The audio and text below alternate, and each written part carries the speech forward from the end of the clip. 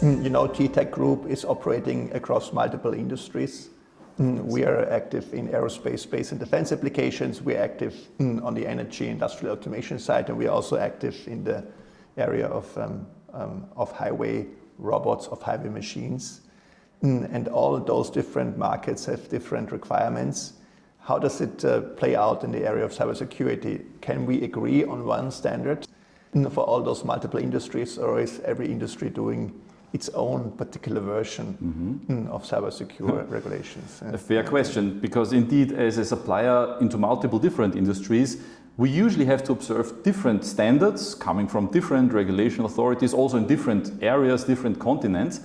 But of course, in the area of cybersecurity, best practices have evolved over time. And coming from IT security, where we already have very well-established international processes, we now see the same happening across industries. So yes, in TT Control, the products go into farming devices, into autonomous machinery, off-road machinery, and their standards for safety and also security might be slightly different than, let's say, for industrial machines or specifically also for aerospace. However, the governance topics that any organization must address, because it develops products and offers services into these industries, they start to converge. So we see that even though maybe the individual technologies used to provide the cybersecurity may be slightly different, the processes that we as a supplier, as a developer and integrator of these technologies, these processes, they become more similar.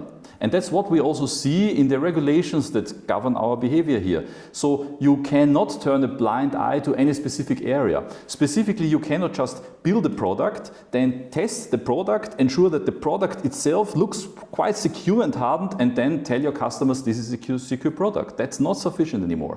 And this need for secure processes along the entire development chain, starting with the requirements, starting looking at the system and analyzing the threats that the system will be exposed to, that is very similar across those different industries. So yes, I hope that over time also the expensive and heavyweight processes that we need to deploy to develop and verify our systems, our tools, our products, that they converge even more.